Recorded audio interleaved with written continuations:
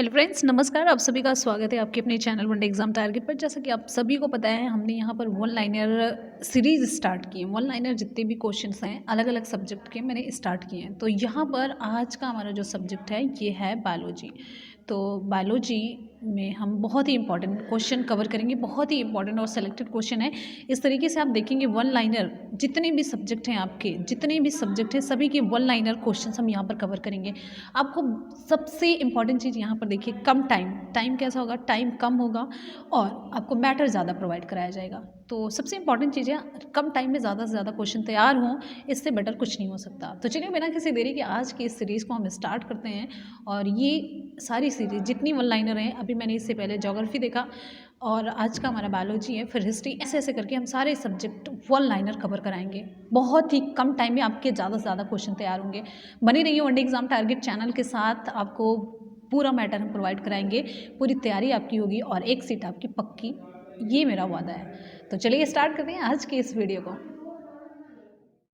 अब यहाँ पर हम बहुत ही इंपॉर्टेंट देखेंगे जंतु विज्ञान की शाखाएं। देखिए बायोलॉजी हमने जिक्र किया कि हम लोग यहाँ पर बायोलॉजी कवर करेंगे। बायोलॉजी में क्या होता है, दोनों आ जाता है, बॉटनी आ जाता है, बॉटनी और जूलॉजी आ जाता है। ठीक है, तो जूलॉजी मतलब हो जाता है आपका जंतु विज्ञान और बॉटनी मतलब वनस्पति विज्ञान। तो जूलॉजी की जो शाखाएं हैं, जो ब्रांचेज हैं, जंतु विज्ञान की शाखाएं, यहाँ से आपके एग्जाम में क्वेश्चन खूब पूछा जाता है। आप ध्यान से देखेंगे तो आपको एक एक क्वेश्चन मिलेगा। क्वेश्चन है, प्राणियों के अंगों के कार्यों एवं क्रियाओं का अध्ययन शरीर क्रिया विज्ञान कहलाता है। आपसे पूछा जाएगा निम्नलिखित में से शरीर क्रिया विज्ञान के अंतर्गत आता है। तो प्राणियों के अंगों और कार्यों एवं क्रियाओं का अध्ययन, जो जितने अंग होते हैं उनके कार्य और उनकी जो क्रियाएं होती हैं वो सभी शरीर क्रिया विज्ञान यानी कि फिजियोलॉजी के अंतर्गत आता है। फिजियोलॉजी के अंतर्गत क्या आता है, तो ये सारी चीज़ें आती हैं। अगला आपका है यहाँ पर मनुष्यों की पेशियों का जो अध्ययन होता है वो सार्कोलॉजी कहलाता है। सार्कोलॉजी के अंतर्गत मनुष्य की पेशियों का अध्ययन किया जाता है। ठीक, चलिए अगले पॉइंट पर चलेंगे। रुधिर के सीरम एवं रुधिर से संबंधित जो अध्ययन कहलाता है वो सीरोलॉजी कहलाता है, सेरोलॉजी कहलाता है। ठीक है, सेरोलॉजी के अंतर्गत क्या होता है, रुधिर के सीरम और रुधिर से संबंधित अध्ययन इसमें होता है। आगे देखेंगे, बहुत इंपॉर्टेंट है, ये पूछा जाता है ऑस्टियोलॉजी किसे कहते हैं। ऑस्टियोलॉजी तो अस्थि के कंकाल का जो अध्ययन होता है, अस्थि के कंकाल का जो अध्ययन होता है वो कहलाता है ऑस्टियोलॉजी। ठीक, नेक्स्ट हमारा पॉइंट है उपास्थि से संबंधित जो अध्ययन होता है, उपास्थि से संबंधित ये कहलाता है कॉन्ड्रोलॉजी। कॉन्ड्रोलॉजी के अंतर्गत क्या होता है, उपास्थि से संबंधित अस्थि के जो कंकाल का अध्ययन होता है वो ऑस्टियोलॉजी के अंतर्गत होता है। यानी कि अगर आप हड्डियों की बात करते हैं तो ये ऑस्टियोलॉजी के अंतर्गत, अगर उपास्थि की बात करते हैं आप कॉन्ड्रोलॉजी के अंतर्गत ये आता है।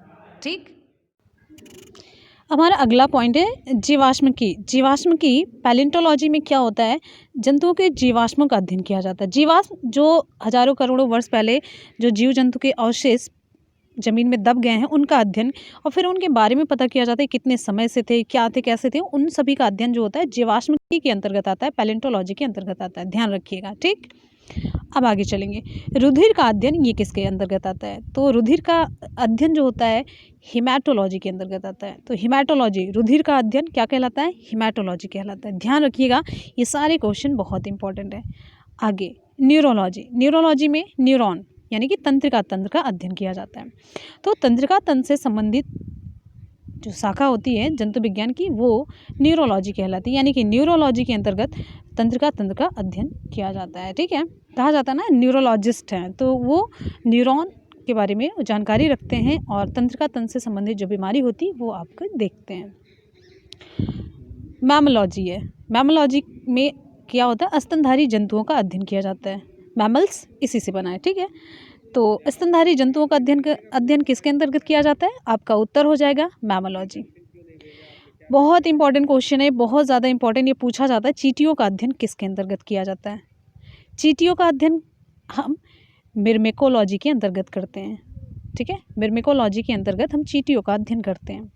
आपको दे दिया जाएगा, मिर्मेकोलॉजी के अंतर्गत अध्ययन किया जाता है कीटों का, चींटियों का, भौरों का, स्तनधारियों का। तो इस तरीके से आपका विकल्प सही हो जाएगा, चींटियों का अध्ययन करते हैं। अगला हमारा बहुत इंपॉर्टेंट क्वेश्चन है वायरोलॉजी। वायरोलॉजी के अंतर्गत किसका अध्ययन होता है? तो वायरोलॉजी के अंतर्गत विषाणुओं का अध्ययन किया जाता है। आपसे क्वेश्चन पूछा जाएगा विषाणुओं का अध्ययन किसके अंतर्गत किया जाता है? Mammology, myrmecology, virology, bacteriology. तो आपका ऑप्शन सही हो जाएगा सी, वायरोलॉजी। ठीक है, वायरोलॉजी के अंतर्गत। अब इसी के साथ साथ हम पढ़ेंगे जीवाणुओं का अध्ययन किसके अंतर्गत किया जाता है? तो जीवाणुओं का अध्ययन बैक्टीरियोलॉजी के अंतर्गत किया जाता है। बैक्टीरियोलॉजी जिसमें बैक्टीरिया मतलब होता है जीवाणु। ठीक है, बैक्टीरिया जीवाणु है, तो बैक्टीरियोलॉजी के अंतर्गत जीवाणुओं का अध्ययन किया जाता है। क्लियर है? अब यहाँ पर देखिए अगला इंपॉर्टेंट क्वेश्चन आपका बनता है कि जंतु विज्ञान और जीव विज्ञान। यहाँ पर दो चीज़ ध्यान दीजिएगा, जीव विज्ञान और जंतु विज्ञान। जीव विज्ञान बायोलॉजी, जिसके अंतर्गत आपका जंतु विज्ञान और वनस्पति विज्ञान यानी कि आप बॉटनी और जूलॉजी, अभी मैंने आपको बताया, और जूलॉजी दोनों आता है। तो कहने का मतलब जीव विज्ञान के भी पिता और इधर जूलॉजी के भी पिता कौन कहलाते हैं? अरस्तु, एरिस्टोटल। ठीक है, एरिस्टोटल इंग्लिश में बोला जाता है इन्हें, तो कभी कंफ्यूज नहीं करना, अरस्तु या एरिस्टोटल एक ही हैं। अब अगला हमारा ये फादर से रिलेटेड ही क्वेश्चन है, बहुत इंपॉर्टेंट। ग्रेगर जॉन मेंडल, या फिर शॉर्टकट में मेंडल ही कह दिया जाता है। तो ग्रेगर जॉन मेंडल को आधुनिक आनुवांशिकी का जनक कहा जाता है, father of modern genetics. Father of modern genetics किसे कहा जाता है? बहुत ध्यान रखिएगा, मोस्ट इंपॉर्टेंट क्वेश्चन है आपके एग्जाम में, ये बहुत पूछा जाता है। ग्रेगर जॉन मेंडल आधुनिक आनुवांशिकी का जनक यानी कि फादर ऑफ मॉडर्न जेनेटिक्स किसे कहा जाता है?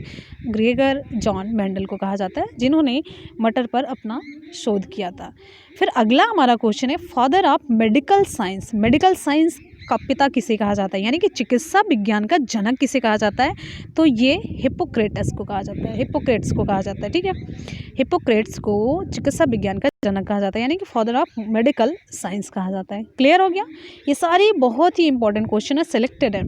अच्छा, ये क्वेश्चन कई बार पूछा गया डिफरेंट एग्जाम में। मनुष्य के जीभ के पिछले भाग तक कड़वाहट की संवेदना सीमित रहती है। तो भाग पूछा जाता है, अगले भाग, पिछले भाग या मध्य भाग, कहाँ से? तो मनुष्य के जीभ के पिछले भाग तक कड़वाहट की संवेदना सीमित रहती है, ध्यान रखिएगा।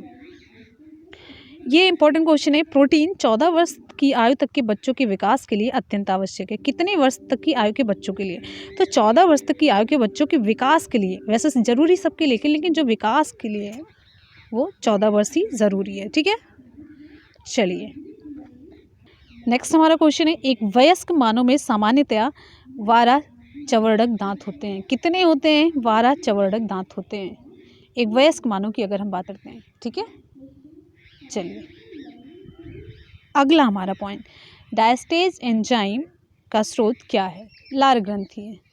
डायस्टेज एंजाइम का स्रोत लार ग्रंथि है। अब आपसे पूछा जाएगा लार ग्रंथि से कौन सा एंजाइम निकलता है? लार ग्रंथि से कौन सा एंजाइम निकलता है? तो डायस्टेज एंजाइम निकलता है, ध्यान रखिएगा। हमारा अगला बहुत ही इंपॉर्टेंट पॉइंट है, मानव में अरक्तता किसकी वजह से होता है? मानव में अरक्तता किस विटामिन की कमी से होता है? तो आपका उत्तर हो जाएगा विटामिन B6। तो B6 की वजह से मानव में अरक्तता हो जाती है। अगला हमारा इंपॉर्टेंट क्वेश्चन है, मानव शरीर में जो वसा होती है वो कहाँ पर होती है? तो मानव शरीर में वसा ऊतक में जमा होती है। ठीक, अगला पॉइंट। अब यहाँ पर हमारा अगला ये आ जाता है पूरा टॉपिक, पोषक और उनके स्रोत। जो पोषक तत्व होते हैं वो, और साथ साथ में उनके जो स्रोत। पोषक तत्व किसे कहते हैं? जो हमारे शरीर को पोषण प्रदान करने वाले तत्व होते हैं उसे हम पोषक तत्व कहते हैं। पोषण, जो भोजन खाने से हमें ऊर्जा मिलती है वही है पोषण। खाने से संबंधित हो गया पोषण। और जो पोषक तत्व हम कौन सी चीज़ें खाते हैं, और पोषक तत्व का एग्जाम्पल प्रोटीन हुआ, विटामिन हुआ, कार्बोहाइड्रेट हुआ, वसा हुआ। ठीक है, ये सारी चीज़ें। तो यहाँ पर देखेंगे पूछा जाता है आपके एग्ज़ाम में, कार्बोहाइड्रेट का जो स्रोत है गेहूं है, चावल है। पूछा जाता है चावल निम्नलिखित में से किसका स्रोत है? तो आपका उत्तर होगा कार्बोहाइड्रेट का। पूछा जाता है आलू किसका स्रोत है? आपका उत्तर होगा कार्बोहाइड्रेट। लगभग आपको बता दें जो मीठी चीज़ें होती हैं, इसमें एक इंपॉर्टेंट ये क्वेश्चन पूछा जाता है गेहूं का। तो गेहूं भी आप कार्बोहाइड्रेट से जोड़ेंगे, क्योंकि जब आप रोटी वगैरह खाते देखिए उसमें मिठास आती है। तो शकरकंद, तो शलजम, ये सभी मीठे हैं, आप जान जाएंगे। ठीक है, गेहूं पूछा जाता है, मक्का हुआ, बाजरा हुआ, आलू और चावल। आप सभी इतने ज़्यादा एग्जाम्पल इसके मिल चुके हुए होते हैं, तो आलू और चावल तो आप लोग जान ही जाते हैं। चलिए आगे हम विटामिन की बात करते हैं। तो इसमें भी विटामिन ए किस में मिलता है? दूध हुआ, अंडा हुआ, पनीर हुआ, हरी सब्जी हुआ, इन सभी में विटामिन ए भरपूर मात्रा में पाया जाता है। विटामिन बी किस में पाया जाता है? अब यहाँ पर देखिए विटामिन बी मूंगफली, अंडा, मांस, हरी सब्जी दोनों में। अंकुरित अनाज का पूछा जाता है, ध्यान रखिएगा। अंकुरित अनाज विटामिन बी, टमाटर, दूध। ठीक, अब आगे देखिए फॉलिक एसिड पूछा जाता है। फॉलिक एसिड, यकृत, ध्यान रखिएगा। सेम, यकृत और सेम, ये दोनों क्वेश्चन जो दोनों एग्जाम्पल हैं ये फॉलिक एसिड से रिलेटेड काफ़ी इंपॉर्टेंट है। आगे देखेंगे विटामिन सी, इसके लिए आपको अलग से बताने की ज़रूरत नहीं है। जो खट्टे फल होते हैं, नींबू हुआ, संतरा, आंवला, टमाटर, मिर्च में विटामिन सी होता है, तो इसको सी से ऐसे जोड़ते हैं, मिर्च में खाने से ऐसे लगता है ना सी, तो फिर विटामिन सी हो गया। अंकुरित अनाज में भी विटामिन सी पाया जाता है। विटामिन डी की बात करेंगे, इसमें इम्पॉर्टेंट है मछली और यकृत तेल, ये दोनों बहुत पूछा जाता है। यकृत तेल और मछली, ये विटामिन डी का स्रोत है। विटामिन ई की बात करते हैं तो अंकुरित गेहूं हुआ, अंकुरित गेहूं खाने के लिए बहुत बोला जाता है। जो कोई अंकुरित गेहूं खाता है तो विटामिन ई के लिए खाता है, ध्यान रखिएगा। और अन्य अनाज, सब्जियां हुआ, दूध, मक्खन, वनस्पति तेल, इसमें अंकुरित गेहूं खूब पूछा जाता है। तो अंकुरित गेहूं के अलावा कोई पूछा ही नहीं जाता विटामिन ई का स्रोत कौन सा है। ठीक है, अब आगे विटामिन के की बात करते हैं। तो विटामिन के टमाटर, हरी सब्जियाँ, आंतों में भी ये उत्पन्न होता है। विटामिन के इंपॉर्टेंट है, ये आंतों में उत्पन्न होने वाला विटामिन कौन सा है? विटामिन के, मोस्ट इंपॉर्टेंट, ये पूछा गया एग्जाम में क्वेश्चन है। ठीक, अब हम सोडियम की बात करते हैं। यहाँ पर देखिए जो सोडियम है, सोडियम मछली, मांस, अंडे और नमक, ये नमक में पूछा जाता है। सोडियम का जो एग्जाम्पल होता है वो पूछा जाता है नमक में सबसे ज़्यादा। पोटेशियम देखिए यहाँ पर सभी खाद्य पदार्थों में पाया जाता है। पोटेशियम सभी खाद्य पदार्थों में पाया जाता है।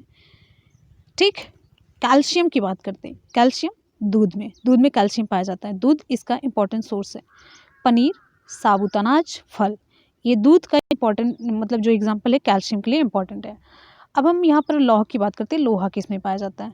तो चोकर युक्त जो आटा होता है, जो हम चाल करके निकाल देते हैं, चलनी से चाल करके आटे से हम चोकर निकाल देते हैं। कलेजी, पालक, हरी सब्जियाँ, मेथी, इन सभी में, हरी सब्जियों में और जो भी मतलब साग वाली सब्जियाँ होती है उसमें लौह पाया जाता है। यहाँ पर हमारा अगला इंपॉर्टेंट पॉइंट आता है आयोडीन।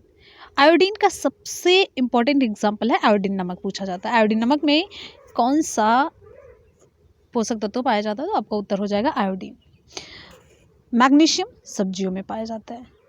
प्रोटीन दूध, अंडे और दालों में पाया जाता है, और इसमें भी सबसे ज़्यादा पूछा जाता है दालों में सबसे ज़्यादा कौन सा पोषक तत्व पाया जाता है? तो आपका उत्तर होता है प्रोटीन। अब यहाँ पर आप ध्यान से देखिएगा, बहुत इंपॉर्टेंट, ये आपका जो टॉपिक है मोस्ट इंपॉर्टेंट है। इसमें एक भी क्वेश्चन आप नहीं छोड़ेंगे, बहुत ज़्यादा इंपॉर्टेंट है, बहुत ज़्यादा। तो यहाँ पर देखिए मानव का पाचन तंत्र, विटामिन और खनिज, यहाँ से रिलेटेड क्वेश्चन 100% आपके एग्जाम में पूछा जाएगा। चलिए यहाँ पर देखिए पेप्सिन जो एंजाइम है ये प्रोटीन को पेप्टोन में बदलता है। आपसे क्वेश्चन पूछा जाएगा प्रोटीन को पेप्टोन में बदलने वाला एंजाइम कौन सा है? तो आपका उत्तर हो जाएगा पेप्सिन। पेप्सिन नामक जो एंजाइम होता है वो प्रोटीन को पेप्टोन में बदलता है। अगला इंपॉर्टेंट पॉइंट, पीलिया यकृत संक्रमण से संबंधित है। यानी कि पीलिया किसकी वजह से होता है? आपसे क्वेश्चन पूछा जाएगा तो यकृत में जो संक्रमण होता है उसके कारण से पीलिया रोग होता है। पीलिया रोग में ये भी पूछा जा सकता है कि पीलिया रोग में प्रभावित अंग कौन सा है? तो आपका उत्तर हो जाएगा यकृत, लीवर होगा। ठीक, चलिए अगला हमारा जो पॉइंट है, पित्ताशय में पित्त जमा होता है। तो आपसे पूछा जाएगा पित्त किस में जमा होता है? पित्ताशय, आशय मतलब घर होता है, तो पित्त का आशय यहाँ पर पित्ताशय होगा। ठीक है, अब आगे देखेंगे कौन सा विटामिन है जो हमारे शरीर में सबसे अधिक तीव्रता से बनता है? तो आपका उत्तर हो जाएगा विटामिन डी। तो विटामिन डी हमारे शरीर में सबसे अधिक तीव्रता से बनता है सभी विटामिन की अपेक्षा। बहुत इंपॉर्टेंट क्वेश्चन है। ठीक है, चलिए अगला पूछा गया क्वेश्चन है, पीनियल जो ग्रंथि होती है ये कहाँ पर होती है? पीनियल ग्रंथि ये आपके मस्तिष्क में होती है। ठीक है, भूलना नहीं है। आगे हाइड्रोक्लोरिक अम्ल HCl कहाँ पर पाया जाता है? ये हाइड्रोक्लोरिक अम्ल जो होता है आमाशय रस में पाया जाता है। आमाशय रस में पाया जाने वाला जो अम्ल है वो HCl है, हाइड्रोक्लोरिक अम्ल है।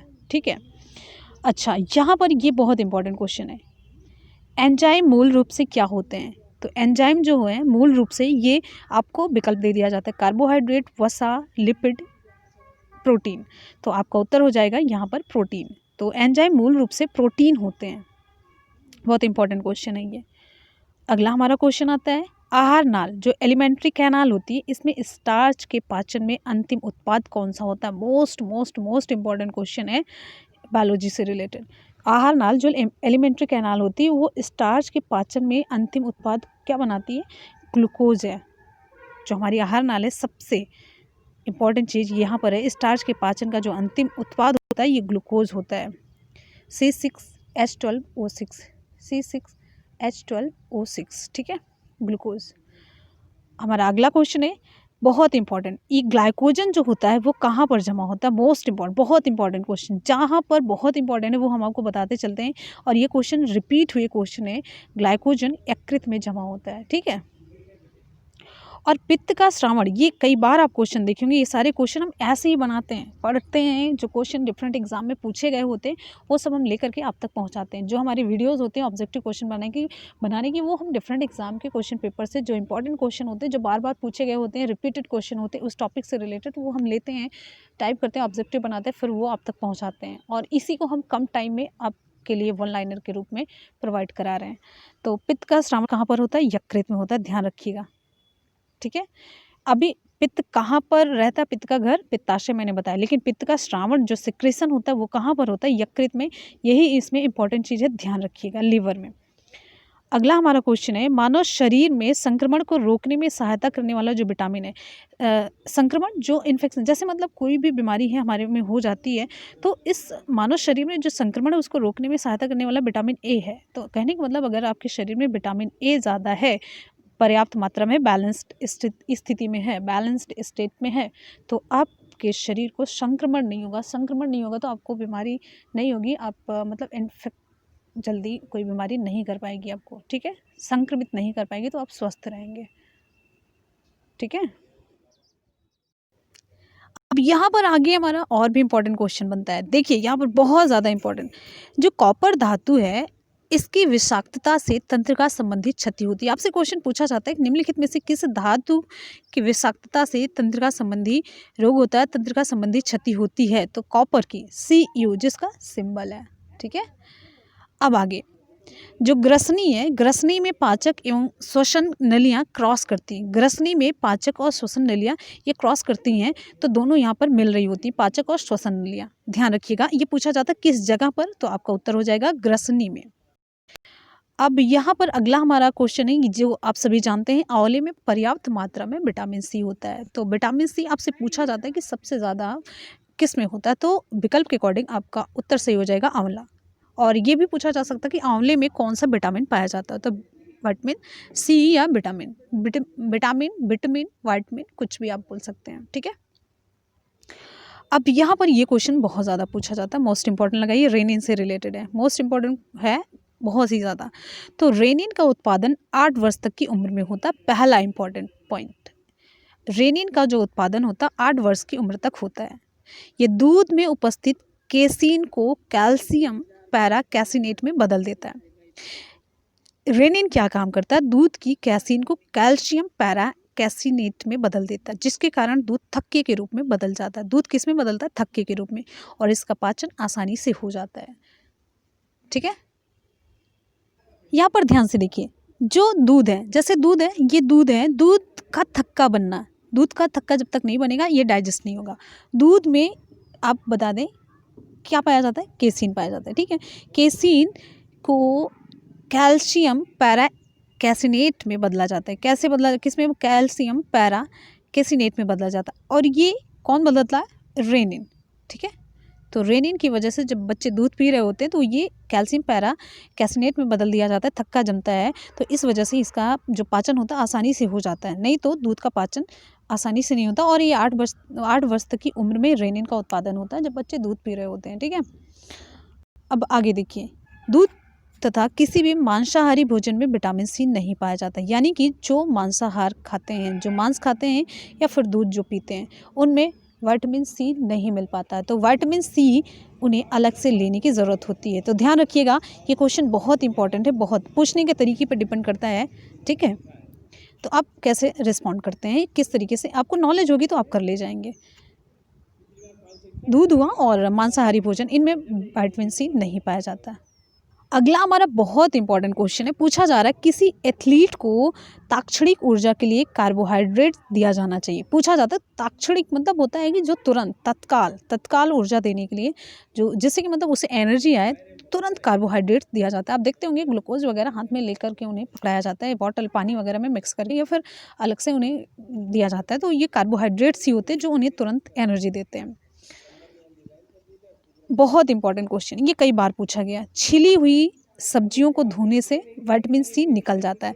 तो विटामिन सी के बारे में यहाँ पर काफ़ी क्वेश्चन आपका तैयार हो रहा है। तो जो छिली हुई सब्जियाँ होती हैं, यानी कि आप ऐसे भी कह सकते हैं कि जो सब्जियाँ काट करके धुली जाती हैं, उनका विटामिन सी निकल जाता है। और यहाँ पर एक चीज़ आपको बता दें कि ज़्यादा पकाने से भी विटामिन सी ख़त्म हो जाता है। इसीलिए कहा जाता है कि जो सब्जियाँ होती हैं कच्चे, वो ज़्यादा सही होती, फ़ायदेमंद होती, लेकिन अगर उनको पकाया भी जा रहा है बहुत ज़्यादा, एक तो हमारे इंडियन जो मतलब ये है खाने वगैरह, उसमें इतना ज़्यादा पका दिया जाता है कि सारे वो ख़त्म हो जाते हैं।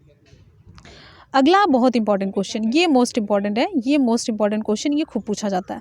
और जितने हम कह रहे हैं, अगर आप लोग एग्ज़ाम देते हैं या फिर डिफरेंट क्वेश्चन पेपर कभी आप लोगों ने माइन्यूट ऑब्जर्वेशन किया होगा तो देखा होगा कि ये सारे क्वेश्चन खूब पूछे जाते हैं।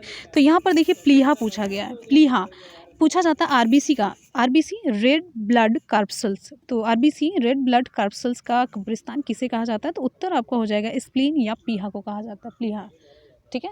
स्प्लीन या प्लीहा को आरबीसी का कब्रिस्तान कहा जाता है, ठीक है। बहुत इंपॉर्टेंट क्वेश्चन, आप अपने दिमाग में, अपने माइंड में इसको बैठा लीजिए। अगला है, बच्चों के अंगों की जो अस्थियां होती हैं विटामिन डी की कमी से कमज़ोर हो जाती हैं। विटामिन डी की कमी से बच्चों में एक रोग होता है जिसे हम क्या कहते हैं, आप लोग कमेंट सेक्शन में बताएंगे कमेंट करके। विटामिन डी की कमी से हड्डियों का रोग होता है। बहुत ही आसान सा क्वेश्चन, कई बार हम करवा चुके हैं, इसलिए यहाँ पर आपसे पूछ रहे हैं। हमारा बहुत इंपॉर्टेंट अगला क्वेश्चन और स्टैंडर्ड लेवल का क्वेश्चन है, पूछा जा रहा है हिस्टिडीन एमिनो अम्ल। एमिनो अम्ल आपको बता देते हैं, अमीनो एसिड। अमीनो एसिड क्या है पहले ये जानिए। चलिए एक क्वेश्चन हम ये पॉइंट देख लेते हैं। हिस्टिडीन अमीनो अम्ल मानव पोषण के लिए अर्ध अनिवार्य माना जाता है, कि मतलब आधा अनिवार्य, बहुत ज़्यादा पूरी तरीके से अनिवार्य नहीं। हिस्टिडीन अमीनो अम्ल क्वेश्चन पूछा जाता है, स्टैंडर्ड लेवल का थोड़ा सा टफ क्वेश्चन है। तो इसमें जो होता है कि मतलब आपको बता दें अमीनो अम्ल, जैसे आप देखिए एक पोषक तत्व का नाम आपने सुना, प्रोटीन। प्रोटीन है, प्रोटीन किससे मिलकर के बना है? जैसे मान लेते हैं ये प्रोटीन है, अब इसमें जो अमीनो प्रोटीन को मान लेते हैं एक माला है। अब ये माले में जो ऐसे मोतियाँ लगे हुए होते हैं, तो मोती लग करके ही माला कंप्लीट होती है। तो ये जो छोटे छोटे मोती लगे हुए हैं, ये होते हैं अमीनो एसिड। अमीनो एसिड, ये अमीनो प्रोटीन जो सॉरी अमीनो अम्ल, ये मतलब अमीनो अम्ल मिल करके प्रोटीन का निर्माण करते हैं। प्रोटीन इतनी बड़ी सी संरचना है, तो छोटे छोटे ये जो माला की मोतियां हैं वो हो गए अमीनो अम्ल। तो अमीनो अम्ल मिल करके एक प्रोटीन का निर्माण करते हैं। बात समझ में आई? तो इसी में एक अमीनो अम्ल होता है हिस्टिडीन, ये मानव पोषण के लिए अर्ध अनिवार्य माना जाता है। उम्मीद है कि आपको अमीनो अम्ल और प्रोटीन का कॉन्सेप्ट समझ में आ गया। अगला हमारा पॉइंट है, मुख से निकली लार जो होती है मंड या स्टार्च का पाचन करती है। जो हमारे भोजन में मंड या स्टार्च होता है वो किससे पचता है? तो मुख से जो निकली लार होती है वो स्टार्च के पाचन का काम करती है, स्टार्च को पचाती है। अगला हमारा इंपॉर्टेंट क्वेश्चन है, ग्लूकोज शर्करा तत्काल ऊर्जा प्रदान करती है। ग्लूकोज ऐसी शर्करा है जो हमें तुरंत ऊर्जा मिल जाती है। अभी मैंने आपको बताया जब भी हमारे अंदर कमजोरी महसूस होती है, एनर्जी नहीं होती, तो हम कहते हैं कि Glucon D P low, glucose खा लो, तो कुछ ऐसा, ठीक है। अगला है, पूछा जाता है हमारे शरीर की सबसे बड़ी ग्रंथि कौन सी होती है? हालांकि ये है बहुत आसान सा क्वेश्चन, लेकिन बहुत बार पूछा जाता है, बहुत ज़्यादा पूछा जाता है। वही वाला जैसे कि विश्व पर्यावरण दिवस कब मनाया जाता है। तो कुछ ऐसे पेट क्वेश्चंस होते हैं जो डिफरेंट एग्जाम में ज़रूर पूछे जाते हैं, चाहे वो कितने भी आसान हो। तो हमारे शरीर में यकृत की सबसे बड़ी हमारे शरीर की सबसे बड़ी ग्रंथि होती है यकृत, लिवर। अच्छा, यहाँ पर देखिए इंसुलिन पूछा जाता है कि पाचक एंजाइम नहीं, इंसुलिन कोई पाचक एंजाइम नहीं है, ठीक है। अब आगे देखिए, पाचन क्रिया में प्रोटीन किस में बदल जाता है? एमिनो अम्ल में बदल जाता है। कोई भी चीज़ जब पचती है, जैसे मान लीजिए इतना बड़ा रोटी का टुकड़ा है, ये पचेगा तो क्या इतना बड़े रूप में थोड़ी ना पचेगा, छोटे छोटे टुकड़ों में टूट जाएगा। ऐसे होगा पचना, इसे ही कहेंगे। चीनी है घुलती कब है, इतनी बड़ी बड़ी चीनी के दाने घुलती कब है, जब पूरी घुल करके पानी में एक समान हो जाती है, मतलब घुल के पानी हो जाती है। कहने का मतलब अपने एकदम से छोटे रूप में आ जाती है, तब ये होता है कि घुल रही है, पच रही है। उसी तरीके से जब प्रोटीन है इतना बड़ा सा है, ये जब पचेगा यानी कि किस में टूटेगा, जब पाचन क्रिया होगी तो प्रोटीन जब पचेगा तो किस में पचेगा, छोटे छोटे टुकड़ों में, छोटे छोटे पार्ट में, छोटे छोटे कणों में। और ये इसका छोटा छोटा कण, इसका नाम है अमीनो एसिड। अभी मैंने आपको बताया, समझ में आ गई बात? बहुत बढ़िया। अभी आहार में जो हम भोजन करते हैं तो उसमें लवण का मुख्य उपयोग क्या होता है? भोजन को स्वादिष्ट बनाना। ध्यान रखिएगा, ये हमें जैसे एनर्जी नहीं देता है और ये सारी चीज़ें, इसका नहीं रोल होता है। आहार में जो लवण होते हैं उसका मुख्य काम है भोजन को स्वादिष्ट बनाना। एक सिंपल सा क्वेश्चन आपको बता, जो पानी का टेस्ट होता है, पानी का कुछ ना कुछ मीठा सा टेस्ट आता है, वो किसकी वजह से आता है? तो इसमें उपस्थित लवण की वजह से ही आता है। ठीक है, खनिज लवण जो पाया जाता है।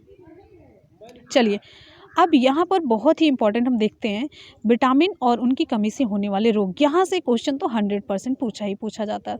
तो जितने इंपॉर्टेंट टॉपिक है वो हम यहाँ पर इस वीडियो में कवर कर रहे हैं। ठीक है, और एक बार जितने भी स्टूडेंट वीडियो को देख रहे हैं फटाफट से वीडियो को लाइक और दोस्तों में शेयर करेंगे। अगर हम आपके लिए इतना एफर्ट कर सकते हैं और अगर आप चाहते हैं कि इस सीरीज़ को हम कंटिन्यू करें, इंपॉर्टेंट क्वेश्चन आप तक पहुँचे कम टाइम में ज़्यादा से ज़्यादा क्वेश्चन, तो प्लीज़ वीडियो को लाइक और शेयर करने में बिल्कुल भी कंजूसी ना करें। आपके लाइक से हमें मोटिवेशन मिलता है और साथ ही साथ ये पता चलता है आप लोगों को सच बताने की। दूसरे स्टूडेंट जब देखते हैं कि हाँ अच्छा इतने लाइक हैं, ये वीडियो रिलेवेंट है, तो वो भी देख लेते हैं। और अगर आप लोग मेरी मेहनत को अप्रिशिएट करते हैं तो वीडियो को लाइक और शेयर आप ज़रूर करते रहिए। ठीक है, चलिए यहाँ पर हमारा देखिए विटामिन ए, इसका जो रासायनिक नाम है उसे हम कहते हैं रेटिनॉल। इसकी कमी से रतौंधी, जीरोप्थैल्मिया रोग होता है, ध्यान रखिएगा। अब यहाँ पर विटामिन B1 जिसका नाम है थायमीन पूछा जाता है, इसकी कमी से वेरी रोग होता है। अच्छा, यहाँ पर ध्यान रखिएगा B1 की वजह से वेरी रोग होता है। विटामिन B1 को हम थायमीन कहते हैं, इसकी वजह से वेरी रोग होता है, ध्यान रखिएगा। अब आगे देखेंगे B2 जिसका नाम है, रासायनिक नाम है राइबोफ्लाविन। तो राइबोफ्लाविन की वजह से आँखों का लाल होना, जीवा या त्वचा का फटना होता है। अब आगे विटामिन B3 जिसे हम कहते हैं पेंटोथेनिक एसिड। ये नाम बहुत इंपॉर्टेंट है, इसी नाम से पूछा जाता है, कभी कभी ये नहीं पूछा जाता है पेंटोथेनिक, या फिर ऐसे पूछ लिया जाता है विटामिन B2 को क्या कहते हैं, टंग ट्विस्ट हो जाती है। तो रेटिनॉल, थायमीन या राइबोफ्लाविन या फिर पेंटोथेनिक एसिड, नियासिन, कुछ भी। तो विकल्प अब जब तक आप नहीं जानेंगे तब तक सही नहीं कर पाएंगे ना। विटामिन B3 पैंटोथेनिक एसिड से लाल सफ़ेद दाग पड़ जाते हैं, चकत्ते हो जाते हैं, ये होता है, बुद्धि कमज़ोर हो जाती है। ठीक है, अब विटामिन B5 को हम कहते हैं नियासिन। इंपॉर्टेंट है ये, अगला इंपॉर्टेंट है, बहुत पूछा जाता है ये विटामिन B5 जिसे हम कहते हैं नियासिन की वजह से पेलाग्रा रोग होता है। ठीक है, अब अगला हम देखेंगे यहाँ पर विटामिन B6 जिसे हम कहते हैं पायरिडॉक्सिन की वजह से यहाँ पर एनीमिया रोग होता है। मोस्ट इंपॉर्टेंट, ये बहुत पूछा जाता है, एनीमिया रोग विटामिन B6 की कमी से होता है। फिर आगे हम देखेंगे बायोटीन, इसकी कमी से लकवा होता है, बालों का झड़ना होता है। ध्यान रखिएगा B7 बायोटीन, ये भी खूब पूछा जाता है। और साथ ही साथ में ये मोस्ट इंपॉर्टेंट है, ठीक है, विटामिन B12 साइनकोबैलामिन कहते हैं, साइनकोबैलामिन, इसकी वजह से अनीमिया होता है, त्वचा रोग होता है, ध्यान रखिएगा। अब अगला विटामिन C है, विटामिन C की वजह से स्कर्वी रोग होता है, इसका नाम है एस्कॉर्बिक एसिड, जो इसका केमिकल नेम है, रासायनिक नेम एस्कॉर्बिक एसिड है, आप सभी जानते हैं। तो फ्रेंड्स यहाँ पर आज का क्वेश्चन आपका कंप्लीट हो जाता है। चलते हैं आज के सवाल की तरफ। आज का सवाल आप सभी के लिए है, मनुष्य में पाई जाने वाली सबसे बड़ी ग्रंथि कौन सी है? सबसे बड़ी ग्रंथि आपको बतानी कौन सी है, सबसे बड़ी ग्रंथि कौन सी है?